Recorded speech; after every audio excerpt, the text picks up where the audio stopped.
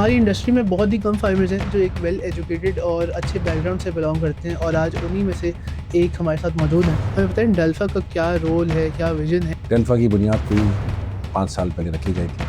आपको कौन सी ब्रीड इस टाइम पर पाकिस्तान में सबसे पसंद है? मेरे मिस से आप पूछें तो मैं तो बोलूँगा कि रेड सिंधी से बेहतर कुछ नहीं। कि डल्फा ने एक टर्म इनोवेट की, उसका नाम है COC। COC से पहले कोई भी माल की या ख़रीदारी की कोई लेन देन होती थी, कोई राइटिंग नहीं होती थी, कोई चेक्स नहीं होते थे, कोई तरीक़ेकार वज़ा नहीं था। रेड सिंधी या थरी जो एक गाय है, जो गाय यहाँ पर 15 लीटर दूध नहीं देती, वो वहाँ जाके 30 से 35 लीटर दूध देती है। आज हम कराची के अंदर 40 लीटर वाली गाय भी देखते हैं। अच्छा, सही मौजूद है ये अभी? मौजूद है, कराची में मौजूद। देखती आंखों को, सुनते कानों को मेरा सलाम। Welcome two of the clock podcast powered by आइन फ्रेग्रेंसेस। आज के मेरे मेहमान कैटल इंडस्ट्री की एक ऐसी फ़ाल और मशहूर एसोसिएशन डल्फा पाक के प्रेसिडेंट हैं जिनका नाम है अहमद फैसल सलीम। अहमद भाई कैसे हैं आप? अस्सलाम वालेकुम। जी वालेकुम सलाम, आप कैसे हैं? अल्हम्दुलिल्लाह अहमद भाई। अच्छा अहमद भाई, शुरुआत हम यहीं से कर लेते हैं कि आपका जो फार्मिंग का सफ़र था वो कब, कहाँ और कैसे शुरू हुआ? मेरा जो फार्मिंग का सफ़र है वो 13 साल पहले तकरीबन शुरू हुआ था।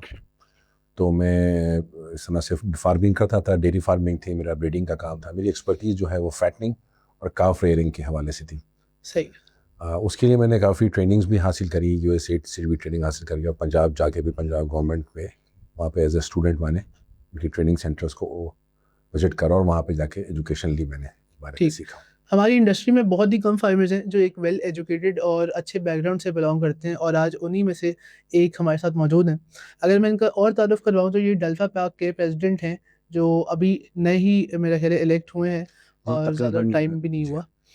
अच्छा अहमद भाई, आप अभी नए इलेक्टेड प्रेसिडेंट हैं डल्फा पाक के। हमें बताएं डल्फा का क्या रोल है, क्या विजन है कि डल्फा फ्यूचर में क्या करेगा और डल्फा अभी तक क्या करता है? डल्फा की बुनियाद कोई 5 साल पहले रखी गई थी। मैं और हारिस अली मिठानी भाई एक एसोसिएशन में थे जहां हमने ये देखा कि फार्मर्स के मफादात के लिए, फार्मर्स के लिए कोई काम नहीं होता और एडवांस टेक्नोलॉजीज़ पे कोई काम नहीं होता। पुरानी ही जो फरसूदा निज़ाम है उसी को फॉलो करते हुए आ रहे थे, तो हमें वो मिजाज समझ में नहीं आया। तो हारिस अली भाई के साथ मिलकर हमने एक एसोसिएशन की बुनियाद रखी, डल्फा। इसका असल नाम है dairy agriculture live stock fisheries and advance technologies. अब एडवांस टेक्नोलॉजी का जहाँ लफ्ज़ आ जाता है वहाँ पे हमें नई चीज़ों को अपने आप फार्मर को समझाना पड़ता है बिल्कुल। कि जी ये नई चीज़ आई है। आर्टिफिशियल इंसेमिनेशन हो गया, एम्ब्रियो ट्रांसप्लांट हो गई, फीड लॉट फैटनिंग, बहुत सारी चीज़ें उसके अंदर जो हम हाइब्रिड तरीके से उसको फार्म को चला सकते हैं। सही। अच्छा, ये जो आपने हमें बता दिया, ये तो एक फार्मर के सेक्टर के लिए आप लोगों ने हमें अपना रोल और अपना विजन बताया। डल्फा हमारे मुल्क के अंदर या हमारे जो एक कंट्री है पाकिस्तान के लिए क्या काम करेगा आगे जाके, या पाकिस्तान को क्या सर्व कर सकता है डल्फा की अगर हम बात करें, तो इससे मतलब हमारे मुल्क को क्या फ़ायदा हासिल होगा? देखिए जी, पाकिस्तान के लिए ही सब कुछ है। सबसे पहले पाकिस्तान है। पाकिस्तान की ही हमने सोच के ये काम शुरू किया था कि डल्फा के अंदर हम फार्मर कम्युनिटी को सपोर्ट कर सकें। फार्मर्स ही क्यों, उसकी वजह यह है कि टोटल पाकिस्तान की जो GDP है उसका 11% एग्रीकल्चर का है और एग्रीकल्चर के अंदर 70% उसके अंदर 70% लाइव स्टॉक से मुतसिल है। लाइव स्टॉक के अंदर भेड़ बकरी, दूध वाला जानवर, फैटनिंग, हर चीज़ आ जाती है। दुनिया की आबादी बढ़ रही है, पाकिस्तान की आबादी बढ़ रही है, रिक्वायरमेंट फीड लॉट की, दूध की, हर चीज़ की रिक्वायरमेंट है। अहमद भाई, GDP की आपने बात की है, GDP के ऊपर बात कर लेते हैं कि इसका क्या फ्यूचर है, क्योंकि एक जो बजट है इसका आप ज़्यादा बेहतर जानते होंगे, कुछ ट्रिलियंस के अंदर है और आज अगर हम इस मार्केट को देखें तो ये बहुत एक कम बजट के ऊपर सर्वाइव कर रही है। तो ये क्या इसका फ्यूचर है और हम इसके ऊपर कैसे काम करेंगे? लेकिन ये पाकिस्तान की GDP तकरीबन $450 बिलियन की है एनुअली आज के टाइम की आज के अगर हम टाइम बात में, सन करें जी। 2025 में। अच्छा, विजन 2035 के तहत इसको $1 ट्रिलियन इकोनॉमी की तरफ लेके जा रहे हैं, जैसे कि आपके लम्बे होगा। ठीक है। उसके साथ साथ हमें लाइव स्टॉक का भी, डेयरी का भी, एग्रीकल्चर का भी ग्रोथ होनी ग्रोथ दिखाई दे रही है, लाजमी है। जिसके अंदर हमारा पोटेंशियल बहुत है। यूथ के लिए नया पोटेंशियल बहुत है, यूथ को बहुत अशद ज़रूरत है आने की, क्योंकि इस काम के अंदर हमारी एक्सपोर्ट काफ़ी बढ़ गई है। हमारी तकरीबन $500 मिलियन की साल की एक्सपोर्ट हो गई है, जो पिछले साल सिर्फ 350 मिलियन थी। 19% ग्रोथ हमारी माशाल्लाह। एक्सपोर्ट की। सही है। और इसके अंदर हर साल हमारे पास मीट की डिमांड है, तो वो एग्रीकल्चर ही पूरा कर सकता है, लाइव सही है। स्टॉक ही पूरा कर सकता है। डेल्फा जो है उसके अंदर अपना किरदार अदा कर रही है कि नई टेक्नोलॉजीज़ को फार्मर को मुतारिफ करा रही है। और फार्मर्स के जो आपस के तजुर्बे होते हैं उनको आपस में शेयर करके गवर्नमेंट से उसका बेनिफिट दिलवाती है फार्मर्स को। जैसे कि अभी हमने थोड़ा सा पहले वैक्सीनेशन का कैंपेन चलाई थी, फ्री ऑफ कॉस्ट तमाम फार्मर्स को वैक्सीनेशन करवाई थी। और ये इसके वैक्सीनेशन कौन सी थी? वैक्सीनेशन थी एफएमडी की थी, उसके अलावा जो है लंपी की होती है एफएमडी, एक एचएस की वैक्सीन, जिसकी वजह से सबसे ज़्यादा जानवर मुतासर होता है। उसके लिए सिंध गवर्नमेंट के साथ हमारा कोऑर्डिनेशन रहा, हमने बहुत सपोर्ट करी और free of cost total vaccination हुई थी। पोटेंशियल ये है कि देखें हमारे पास लाइव स्टॉक का बहुत पोटेंशियल है। हम काफ रेयरिंग की तरफ जाते हैं, कुर्बानी का आपको पता है कि डेल्फा ने कैसा किरदार अदा किया, मंडी के अंदर सबके सामने सूरत हाल है। एक एक्सपो भी किया, बेहतरीन एक्सपो, और कराची की तारीख का सबसे बड़ा एक्सपो जो है वो डेल्फा ने करा है। तो कोई तो उसकी वजह है कि जी पाकिस्तान के अंदर लाइव स्टॉक की शौकीन भी है, लोग भी हैं और ज़रूरत भी है, क्योंकि ये खुराक है और न्यूट्रिशन का मामला है। डेल्फा ये कर रही है कि फार्मर्स को जिस तरह से बेनिफिट दिलवा सकती है गवर्नमेंट से, वो ला के फार्मर्स को देती है। ठीक है, हम देखते हैं कराची में पिछले 4 साल से एक शो होता है हर साल, और मैं समझता हूँ कि वो कराची की हिस्ट्री का सबसे बड़ा शो होता है, क्योंकि वो फैमिली शो भी होता है और बिल्कुल फ्री ऑफ कॉस्ट होता है और हर तरह की एंटरटेनमेंट जो है उसके अंदर शामिल होती है।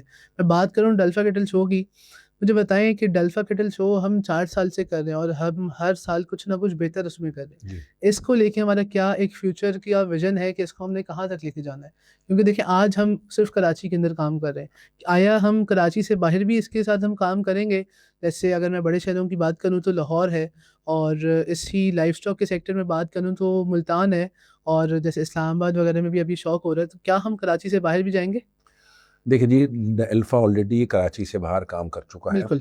डेल्फा हैदराबाद हमारा वर्किंग ग्रुप में है, डेल्फा रहीम यार खान वर्किंग में है, डेल्फा घोटकी वर्किंग में है, डेल्फा सखर वर्किंग में है, अल्हम्दुलिल्लाह। माशाल्लाह। यहाँ पर कमेटियाँ बन चुकी हैं और काम हो रहा है। कमेटी खाली बनाने से नहीं होता, कमेटी बनाकर वो वर्किंग पोजीशन में आए और फार्मर्स को बेनिफिट पहुँचाए, सही है। उसको इन्फॉर्मेशन, उसको वसाइल, क्योंकि एक अकेला फार्मर कुछ नहीं कर सकता। अगर फार्मर्स का ग्रुप होगा, कम्युनिटी होगी, तो तमाम कम्युनिटी मिलकर जब आगे बढ़ेगी तो उसमें सबका फ़ायदा है। बिल्कुल है। डेल्फा का स्लोगन ही है, लेट्स ग्रो टुगेदर। जी, जी, माशाल्लाह। बस। अच्छा अहमद भाई, डेल्फा के ऊपर हम बात कर रहे हैं तो हम ये बात ज़रूर करेंगे कि डेल्फा ने एक टर्म जो है ना इनोवेट की, उसका नाम है सीओसी, जी। कैश और क्रेडिट के नाम से। एक बड़ा अच्छा उनका जो है मेरा ख्याल है कि एक स्टेप था टुवर्ड्स फार्मिंग, क्योंकि क्रेडिट का काम हम एक होता है, हर इंडस्ट्री में होता है, लेकिन इस इंडस्ट्री में इसको रोकना पड़ रहा था। अब बहुत ज़्यादा ज़रूरत थी, लोग जो है बिल्कुल डिफ़ॉल्ट कर रहे थे इस वजह से। इस चीज़ को डेल्फा अब कहाँ तक लेकर जाएगा? क्योंकि हमने देखा एक टाइम पे सीओसी के ऊपर बहुत ज़्यादा बात हुई है और आज तक वो प्रोग्राम डेल्फा का चल रहा है। ये कहाँ तक पहुँचा और ये कितना ज़्यादा सक्सेसफुल रहा है? देखिए जी, सीओसी का मतलब है कोड ऑफ कंडक्ट। ठीक है। ठीक है जी। आज से पहले, सीओसी से पहले कोई भी माल की या ख़रीदारी की कोई लेन देन होती थी, कोई राइटिंग नहीं होती थी, कोई चेक्स नहीं होते थे, कोई तरीक़ेकार वज़ा नहीं था।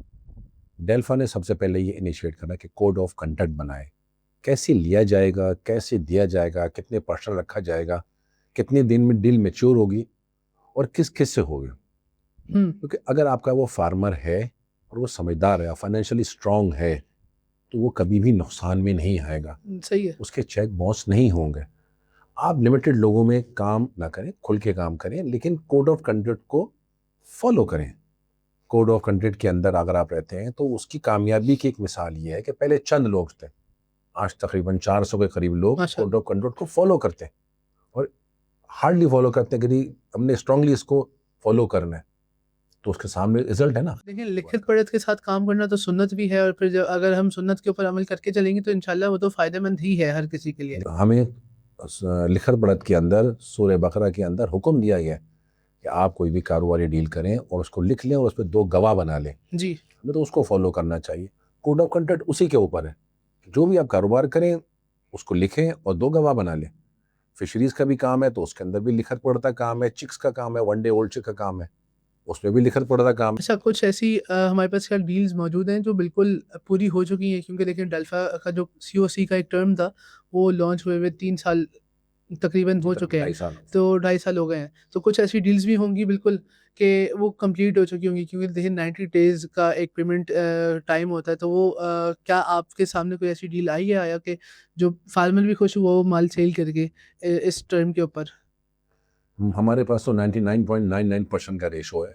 जिस अच्छा। जिस किसी ने भी उसको फॉलो करा है, वो दोबारा उसी को फॉलो करता है। नहीं, देखिए ये तो एक बात सही है, अगर हमें सर्वाइव करना था इस इंडस्ट्री के अंदर, ये टर्म बहुत ज़रूरी थी और मैं बड़ा इस चीज़ को एप्रिशिएट करता हूँ कि इसके ऊपर काम हुआ है, कि कोई तो आया, किसी ने तो आवाज़ उठाई, वरना इस इंडस्ट्री के अंदर तो कोई आ ही नहीं रहा था, आगे ही नहीं आता था कोई बात करने।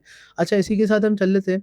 हमने इस बार देखा कि डल्फा ने बहुत से फार्मर्स को एक मैं नाम नहीं लेता चलें, लेकिन एक फार्मर को फार्मर ऑफ द ईयर का अवार्ड दिया। इस चीज़ को कैसा देखते हैं कि इसमें कॉम्पिटिशन नहीं बढ़ा दिया आप लोगों ने? देखिए, कंपटीशन होता है तो क्वालिटी ऑफ गुड्स आती है। कंपटीशन होता है तो चीज़ें अच्छी निखर के सामने आती हैं। एक अच्छा रुझान है, खुश आइन चीज़ है। कंपटीशन तो हर चीज़ में होता है, वो भाइयों तो के अंदर भी होता है, है। बच्चों के अंदर भी होता है। प्राइस कंपटीशन भी होता है, प्राइस कैपिंग का भी होता है। छोटी सी मिसाल, थोड़ा सा पीछे जाऊंगा मैं आपसे। हुँ, हमारे यहाँ दूध की प्राइस कैपिंग का मसला है, हुँ। आप क्वालिटी का दूध नहीं ले पाते। गोश्त की प्राइस कैपिंग का मसला है, डैनफा उस पर भी काम कर रहा है। सोचें, अगर प्राइस कैपिंग ख़त्म हो जाती है दूध की और गोश्त की, तो फार्मर को कितना बेनिफिट होगा।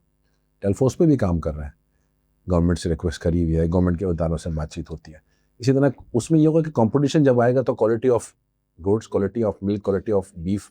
अच्छा, ये आपने अभी वनडे के ऊपर बात की है, तो वनडे के अंदर हम अभी भी देखते हैं कि क्रेडिट किया जाता है 1-1 महीने का, 1-1 महीने की टर्म है क्रेडिट की। इसको हम कैसे ख़त्म कर सकते हैं? क्योंकि देखें, यही चीज़ें जो बाद में मसले का बायस बनती हैं, यहीं से ये चीज़ें शुरू हो जाती हैं कि एक न्यू कमर आ रहा है, उसको जब वनडे वाला इतनी सहूलत दे देता है कि आप दाना ले जाओ, अगले महीने पैसे दे देना। ये यहाँ से जो है ना असल उधार की जड़ है, जो यहाँ से शुरू होती है। इस चीज़ को कैसे ख़त्म किया जाएगा? देखें, उधार जो है ना, कोई बुरी चीज़ नहीं है। उधार दिया जाता है, लिया भी जाता है, लेकिन उसके कुछ रूल्स एंड रेगुलेशन होते हैं कि टर्म्स ये हैं और इतने दिन पे वो पूरा होगा। अगर वो 1 महीने के लिए ले रहा है तो फिर वो अपनी बद्दी के रेट पे, दूध के पेमेंट पे, वारे पे दूध को पैसे तो देगा ना उसको। तो उधार गलत नहीं है, उधार बेसिकली सपोर्ट हो जाती है, लेकिन उसको फॉलो ज़रूर करना चाहिए, बस। सही है। अच्छा अहमद भाई, हम बात कर लेते हैं इस टाइम पे ब्रीडिंग के ऊपर।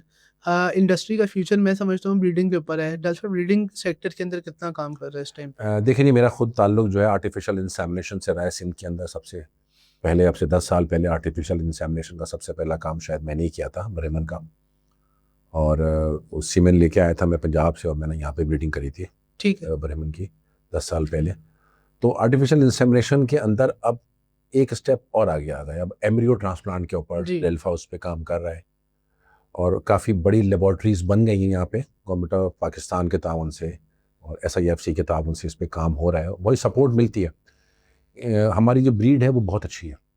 हमारी ब्रीड हमसे लोग बाहर लेके गए और फिर वही हम लोग ब्रीड दोबारा इंपोर्ट कर रहे हैं ब्राज़ील से। हमारे प्रोग्राम है। ये आपने हमारी ब्रीड के ऊपर बात की, तो मैं इसी के अंदर एक सवाल और ऐड करता हूँ कि हमने क्यों नहीं अपनी ब्रीड के ऊपर काम किया? आज हम देखते हैं हमारे मुल्क के अंदर हमारी ब्रीड्स की कमी है और हम ब्राह्मण के ऊपर काम ज़्यादा कर रहे हैं। क्यों?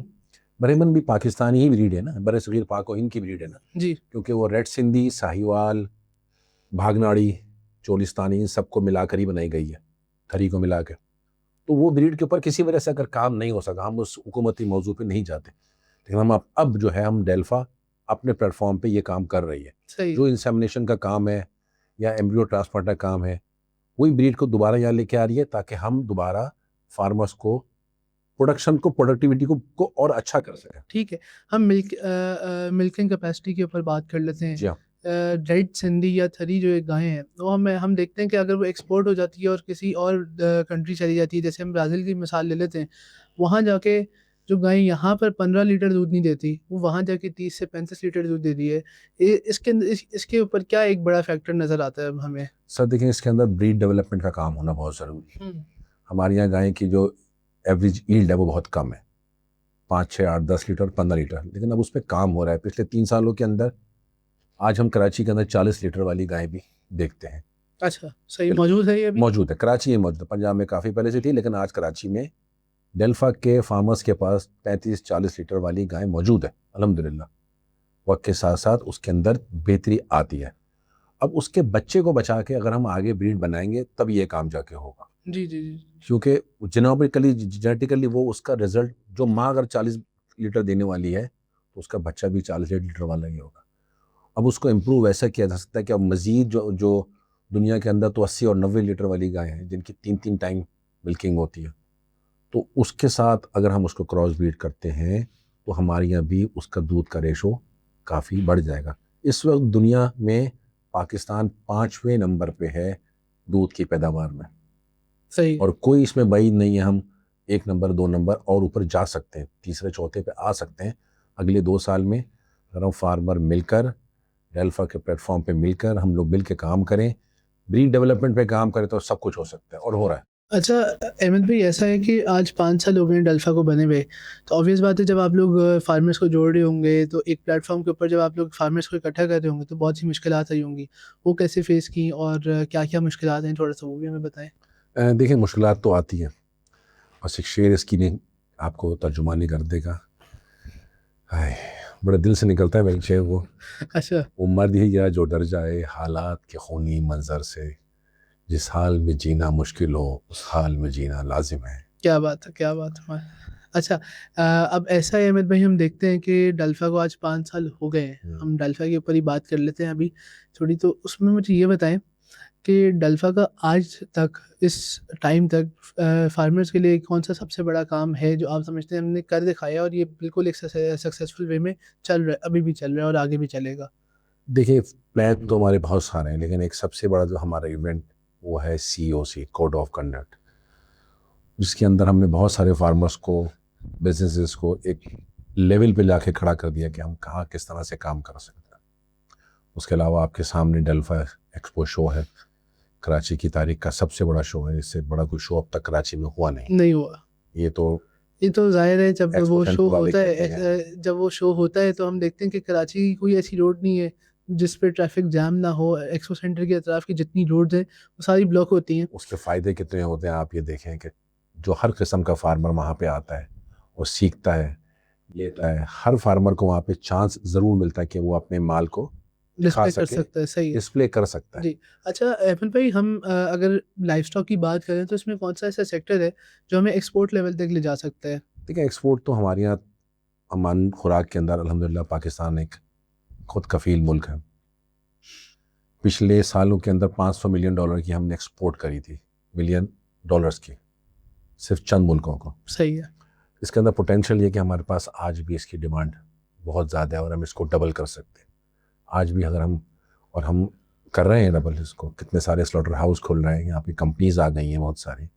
सऊदी गवर्नमेंट भी हमसे मांगती है, चाइनीज़ गवर्नमेंट भी मांगती है, UAE गवर्नमेंट भी मांगती है। तो कौन सी अच्छा वजह ये होगी कि मीट हमारा, एक्सपोर्ट होगी, ये मीट एक्सपोर्ट है जी की ये बात सिर्फ कर रहे मीट एक्सपोर्ट है और हैं? जी, हाई क्वालिटी मीट कहलाता है हमारा। सही है। हमारा जो मीट है ये हाई क्वालिटी मीट कहलाता है। तो उसका आपके सामने इसका पोटेंशियल कहीं गुना ज़्यादा हो सकता है। इसी तरह आजकल आप देखें कि श्रिम्प्स के अंदर काम हो रहा है, श्रिम्प्स की एक्सपोर्ट काफ़ी बढ़ गई है, फार्म्स बन गए, वो भी हमारे एक सेक्टर है, उसके अंदर भी काम कर रहा है डेल्फा। सही। अच्छा अहमद भाई आप न्यूली इलेक्टेड प्रेसिडेंट हैं डेल्फा पार्क के, तो मुझे बताएं आपका अब आगे क्या रोल होगा इसमें? देखें, इसका रोल हमारा सिर्फ एक सिंपल बेसिक रूल है, let's grow together with farmers community. Farmers को जहाँ भी कोई मसाइल होंगे, हम फार्मर्स के लिए हर प्लेटफॉर्म पे खड़े हैं, खड़े रहेंगे। सही। अच्छा अहमद भाई हम बात कर लेते हैं फार्मर्स के लिए ही अभी हम बात कर रहे हैं, तो अगले 5 साल के अंदर या अगर हम फ्यूचर देखें डेल्फा का, तो डेल्फा कहाँ खड़ा हुआ है? डेल्फा देखिए, जैसे जैसे पाकिस्तान की ग्रोथ होती जाएगी, ज़ाहिर बात है लाइव स्टॉक की ग्रोथ भी होगी, एग्रीकल्चर की ग्रोथ भी होगी, जी। तो उसमें डेल्फा अपना किरदार भरपूर अदा करेगा। चाहे वो विजन 2035 $1 ट्रिलियन इकोनॉमी हो या कुछ भी हो। अहमद भाई अगर हम इस टाइम की अपनी एक ऐसे समझ लें मुल्क की कंडीशन देख लें तो लाइव स्टॉक और डेयरी के अंदर बहुत सी मुश्किलात हैं, वो उसको हम कैसे फेस करेंगे आगे जाके? देखिए, लाइव स्टॉक और डेयरी के अंदर मुश्किलात हमें हैं, लेकिन हम उस पर डिस्कशन में हैं। हमने गवर्नमेंट से रिक्वेस्ट भी करी है कि जो ये फूड एडिटिव्स आते हैं, मल्टीविटामिन मिनरल्स आते हैं, इसको टैक्स फ्री किया जाए, क्योंकि ये बेसिकली एनिमल्स के लिए हैं, फार्मर्स के लिए है, क्योंकि ऑलरेडी खुराक का हिस्सा है, तो उसको बेनिफिट मिलना चाहिए। देखें, उस पर भी इंशाअल्लाह लेकिन हम इसको टैक्स फ्री करेंगे कैसे? इंपोर्ट के ऊपर होता है ना ये, जो मिनरल्स और मिक्सचर इंपोर्ट होते हैं उसकी इंपोर्ट पे टैक्स फ्री कर दिया जाए हमें, तो उसका बेनिफिट आम आदमी तक पहुंचेगा। जब फार्मर्स वो इस्तेमाल करेगा, सस्ता होगा, फार्मर इस्तेमाल करेगा तो एनिमल हेल्थ बढ़ेगी। तो डेल्फा का मेन फोकस ये है कि एनिमल हेल्थ हो, अच्छी हो और लोगों तक वो ट्रांसफ़र हो। अच्छा, हम घुटकी वगैरह की बात कर लेते हैं। आपने बोला कि डेल्फा के सेक्टर्स अब बढ़ गए जी। हैं और सिंध के अंदर आपने बहुत से शहरों का नाम लिया, उसमें सक्कर है, हैदराबाद है, घुटकी है और पंजाब में भी ऐसे ही आपने नाम लिया। उधर डेल्फा को कौन देख रहा है और उधर डेल्फा अब क्या काम उधर कर रही है? देखिए डेल्फा वहाँ पर इन इलाकों के अंदर जो ये रूरल एरिया है, यहाँ पर बहुत अच्छी ब्रीडिंग होती है कि लो कॉस्ट ब्रीडिंग, चराई के ऊपर काम होता है। तो रहीम यार खान के अंदर भी हमारे साथी लोग जॉइंट हैं जो ब्रीडिंग सेक्टर के अंदर डेवलप कर रहे हैं। घोटकी के अंदर भी ब्रीडिंग सेटअप हमारा चल रहा है लोगों का। सक्खर के अंदर ब्रीडिंग सेटअप है, हैदराबाद के अंदर ब्रीडिंग सेटअप है, क्योंकि यहाँ पे चारा सस्ता है, ग्रेजिंग सस्ती है। तो और ब्रीडिंग के अंदर ये चीज़ बहुत अहम मायने रखती है। ये कराची अर्बन एरिया है, यहाँ पर फैटनिंग, ब्रीडिंग हर चीज़ महंगी पड़ती है। अच्छा, आने वाले टाइम में हम सिर्फ बड़े प्रोजेक्ट्स के ऊपर काम करेंगे या छोटे फार्मर्स के साथ भी काम किया जाएगा? फार्मर तो वो भी है जिसके पास एक माल है, वो भी हमारे साथ है। जिसके पास हज़ारों माल है वो भी हमारे साथ है। ठीक है। फार्मर फार्मर होता है, वो एक फीलिंग होती है फार्मर की। डेल्फा ने अपना किरदार अदा करा है गाय के दूध के रेट में। कुछ अरसे पहले तक गाय के दूध को कोई इज्जत नहीं मिलती थी। डेल्फा ने अपना उसका काम करा और उसके रेट खुलवाए, उसके रेट की बंदी करवाई। आज गाय का दूध इज्जत के साथ बिकता है। आपके सामने ये सब चीज़ें, सही है, ये बिल्कुल किरदार सही। डेल्फा का है कि उसने गाय के दूध के रेट को प्रमोट करा। और आपके सामने कराची में अब कई दुकानों पे सिर्फ गाय का दूध ही मिलता है। आपका कराची में ढूंढ के लिए, भले वो कम है लेकिन मुस्तकिल अब गाय का दूध अब प्रमोट की तरफ। प्रमोट हो रहा है। अच्छा अहमद भाई, हम अगर बात करें डेल्फा की तो ये गवर्नमेंट लेवल के ऊपर कितना काम कर सकती है आइंदा आने वाले सालों में? डेल्फा गवर्नमेंट लेवल के ऊपर फेडरल के अंदर भी राब्ते में है, ब्रीड डेवलपमेंट के हवाले से और वैक्सीनेशन के हवाले से सिंध गवर्नमेंट के साथ राब्ते में है। एफएमडी की वैक्सीनेशन, लंपी स्किन डिजीज़ की वैक्सीनेशन, एचएस की वैक्सीनेशन जो हमने करवाई भी थी, लंपी की। तो वो वक्तन वक्तन आता रहता है। जैसे अभी अक्टूबर का महीना शुरू हो रहा है तो एफएमडी का सीज़न आएगा। आएगा, बिल्कुल आएगा। ठीक है ना, एफएमडी का सीज़न आएगा तो उसके लिए हमने पहले से हमारे यहाँ वर्किंग शुरू हो गई है कि हम सही इसको किस तरीके से लेके चलना है, सप्लाई चेन को कैसे मैनेज करना है, क्योंकि उसकी वैक्सीन कूल चेन मैनेजमेंट में चलती है। सही है। अच्छा अहमद भाई, अब आप आए हुए हैं आज, तो थोड़ा सा एक कराची की आवाम को क्लू दे दें कि डेल्फा केटल शो अब आया इसी साल में आ जाएगा या अगले साल में, कौन से मंथ्स में आ सकता है?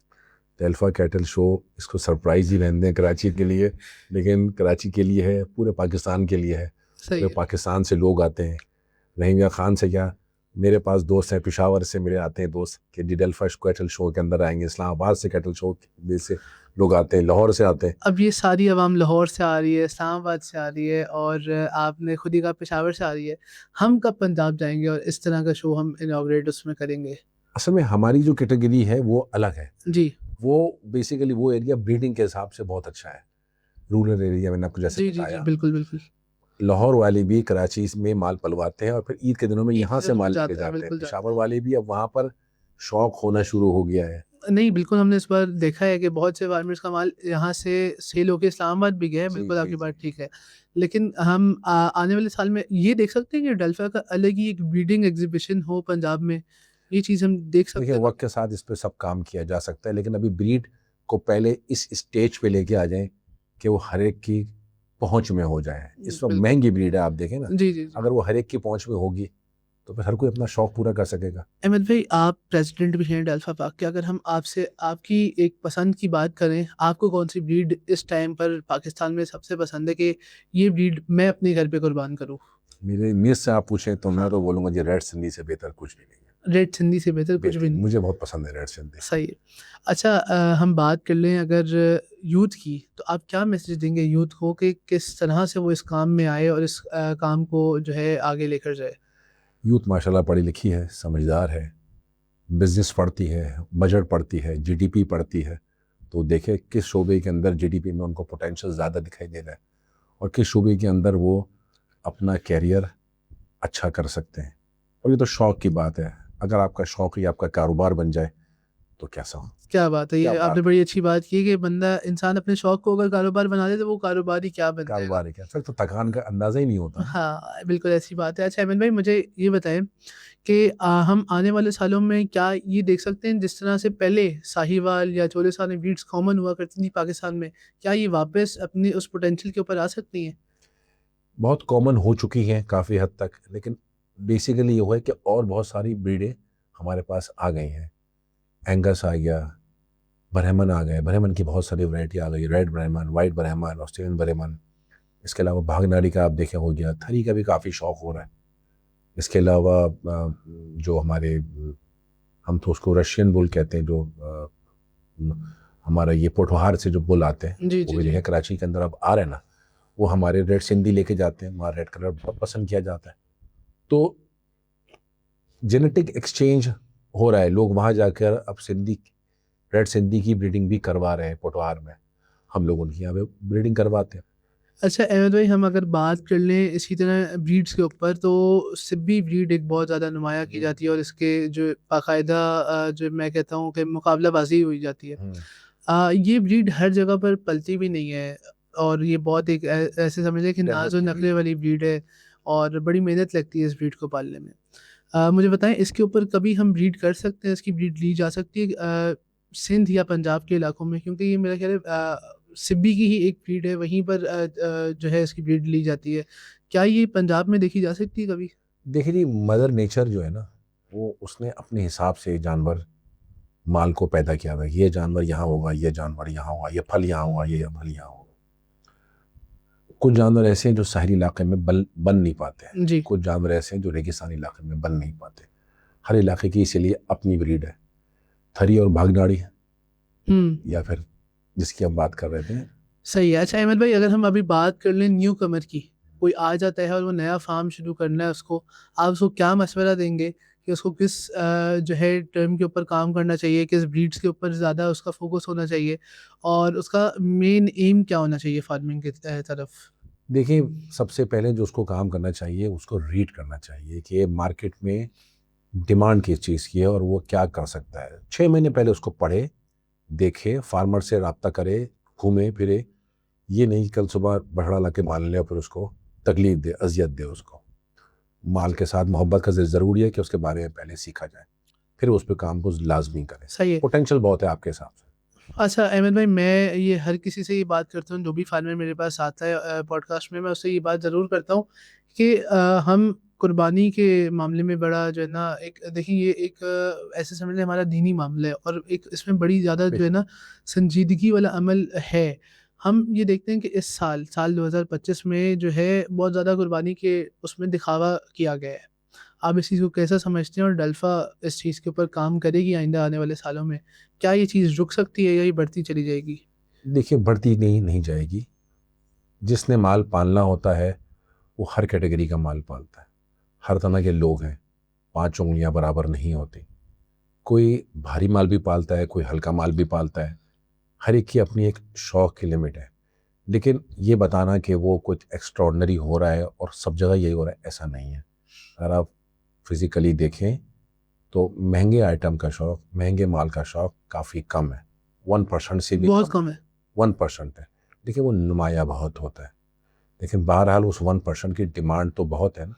हर एक को शौक तो करता है, बड़ी चीज़ का, खूबसूरत चीज़ का हर एक को शौक तो होता ही है। तो हम उसको किस तरह से कमज़ोर कर सकते हैं या उसको मना कर सकते हैं कि वो बड़ी ब्रीड को डेवलप ना करें। आप किसी को रोक तो नहीं सकते, नहीं कर सकते, लेकिन लेकिन आप उसकी लो कॉस्ट के लिए उस लोगों के लिए आसानियाँ तो पैदा कर सकते हैं ना। डेल्फा उस पर ज़रूर काम कर रहा है कि जी लो कॉस्ट के ऊपर आप देखें ना, तो कुछ अर्से पहले महंगी ब्रीड किस दाम में आती थी, आज महंगी ब्रीड किस दाम में है, सही, बिल्कुल पहले से कम है, बिल्कुल सही है। आम हो रही है। जैसे जैसे आम होती जाएगी तो ब्रीड के प्राइसेस कम हो जाएंगे। आप मुर्गी में देख लीजिए, लोमन ब्रीड जो है, ये RIR है, ऑस्ट्रेलॉप है ब्लैक और ये सब। ऑस्ट्रोलॉप है। ऑस्ट्रोलॉप का चूज़ा खाली 2000 रुपये का था, आज तो उसको कोई पूछते ही 70 रुपये नहीं। का चूज़ा है। आज तो पूछते ही नहीं है इसको कोई। पूछता ही ना, क्योंकि ब्रीड यहाँ डेवलप हो गई। ये चीज़ बड़े माल के अंदर, बकरों के अंदर काम हो रहा है, लोग कर रहे हैं। अच्छा लेकिन लोगों को खाली सपोर्ट की ज़रूरत है। और डेल्फा ये किरदार यही है कि लोगों को मिलवाए आपस में।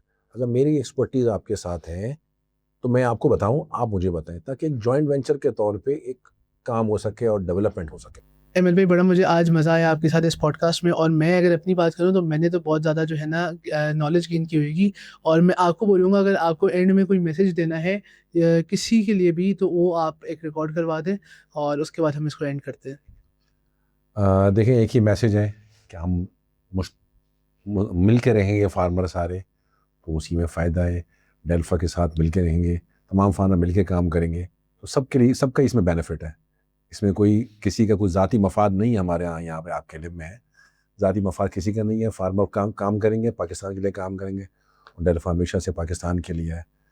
बस पाकिस्तान जिंदाबाद। अच्छा जी, मैं उम्मीद करता हूँ कि आप लोगों ने भी आज की इस पॉडकास्ट से बहुत सी नॉलेज गेन की होगी। देखते रहिए ऑफ द क्लॉक पॉडकास्ट। अगली पॉडकास्ट तक के लिए अल्लाह हाफ़िज़।